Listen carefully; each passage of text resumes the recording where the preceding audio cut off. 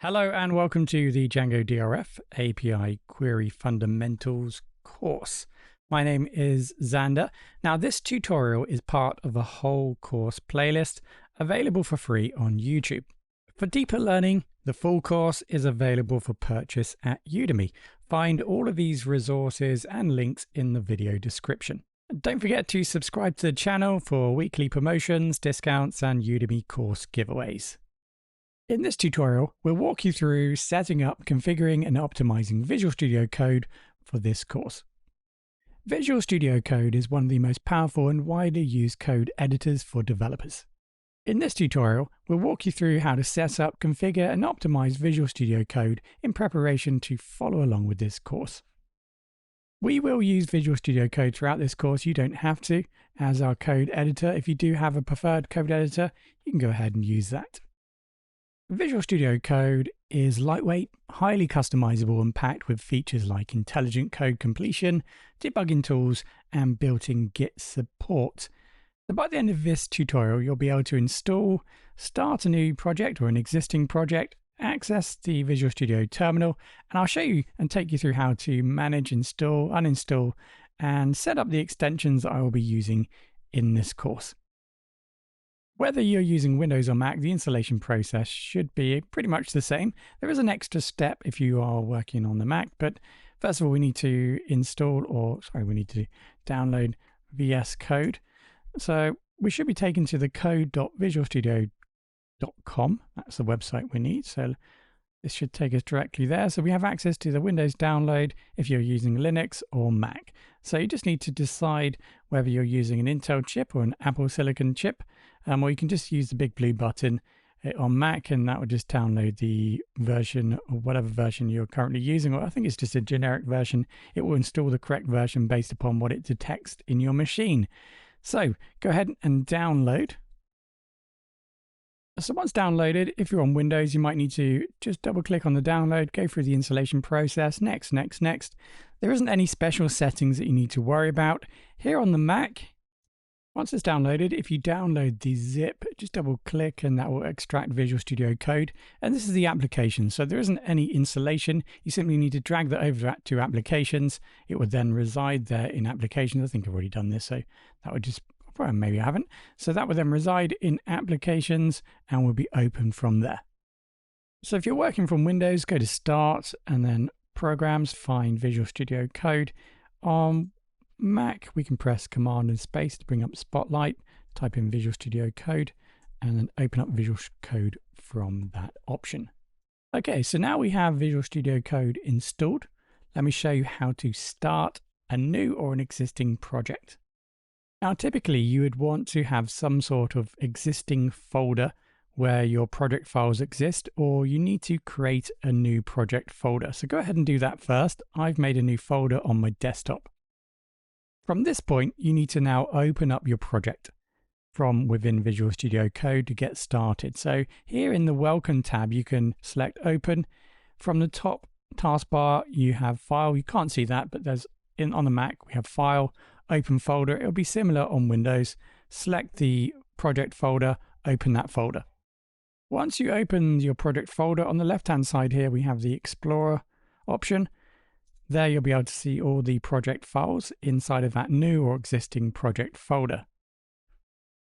From here you can right click, add new files and folders, or use the options at the top here, add file, add folder. And you'll notice that when you open up a file, a new tab will appear. Sometimes it gets replaced. And you can see that Visual Studio Code uses a tab system to move in between different files that are open. You can go ahead and split screen files using the option on the right hand side. Now what you'll probably like to do is to zoom in and out to make the UI fit your own preference. So here on the Mac you can press Command and plus and minus to zoom in and out the general UI, and there are multiple options for you to change in the settings. So here the cogwheel at the bottom left, there are options or different options to access settings. One is with the cogwheel at the bottom left. You can go to File and then Code option, then Settings. It's just another way to get to the settings. So from here, if you select Zoom or type in Zoom, I always have the terminal integrated mouse wheel zoom on. So that isn't on by default. So I've turned that on, and that allows me with my mouse to zoom in and out with the code. So let me just show you that. So I can zoom in and out with my mouse wheel. That makes it a lot easier to view code. In addition to that, you may also like to change the zoom on the terminal, which I'll show you in a second. So when starting Visual Studio Code, make sure you have a folder, project folder, or an existing project folder available to open and to start a new or an existing project. Right, so the terminal is something that we're going to be utilizing throughout this course, which you'll need to be able to access. Let's take a look. Now the terminal can be accessed in a few different ways. If I drag my mouse down, you can see it moves, maybe you can see that, into an arrow, an up arrow. So if I select and drag from there, I can open up the terminal. If I go to View, I can also select Terminal from the menu. And you can see there is a shortcut, and I'll be using that shortcut to open and close the terminal throughout the course. Right, so that's the terminal where we can type in commands. If you type in ls, that should then show you the current place of the terminal, which should be our project folder. You can open up multiple shells. So here I'm using Z shell because I'm on Mac. On Windows it's probably something slightly different. But you can see I can open up multiple shells, so I can have multiple terminals open at once. That can be handy. And if you want to change the font size, you can do again in settings. So if I go to settings again, there's a few options. You can change it to the font size of your terminal by changing here in the terminal, I've got the editor, Zoom, the font editor. So I'm looking for the terminal. Okay, so I've selected terminal integrated mouse wheel zoom. I've also selected that, and that is on, so I can zoom in and out in my terminal, so I can change the size of the code or the text in the terminal. That can also be handy. Something else to consider, if you go to File, there's an option to autosave. That by default is turned off, so that's something I always turn on if you have just installed Visual Studio Code. That's a really just a handy way of automatically saving anything. So anytime you type any code, it will just automatically save once you've finished typing.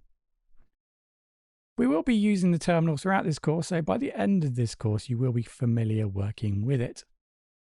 So last of all is extensions.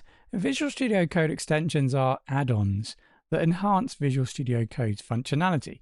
So they help improve productivity sometimes by adding features like code formatting, debugging, linting, version control, and much more. So let's take a quick look at this. So here on the left-hand side, we have these three what look like boxes tab. That's the extensions. And from here, we can type in and search for different extensions.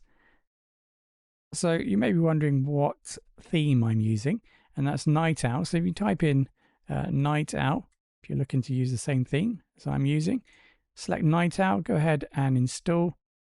And then to uninstall, it's the same process, just press the uninstall button. So if you haven't got it installed, it will say install.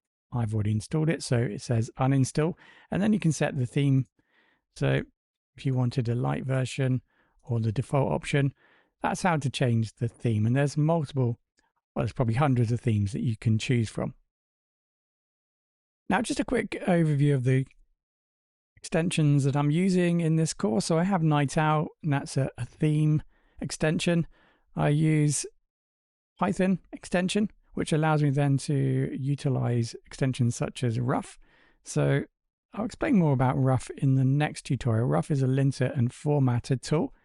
Python extension just provides some additional functionality which can be helpful when developing Python code, linting, formatting, IntelliSense to help me identify errors in my code or potentially how to end code that I start to write.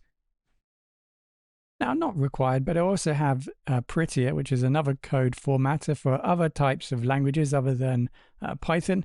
And here you can see I've set up Prettier and the Prettier SQL extension for formatting SQL files.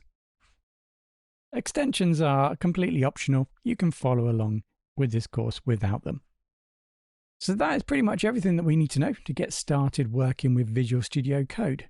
As we work through the course, we may use other features of Visual Studio Code. If we do, I will make sure that I explain them.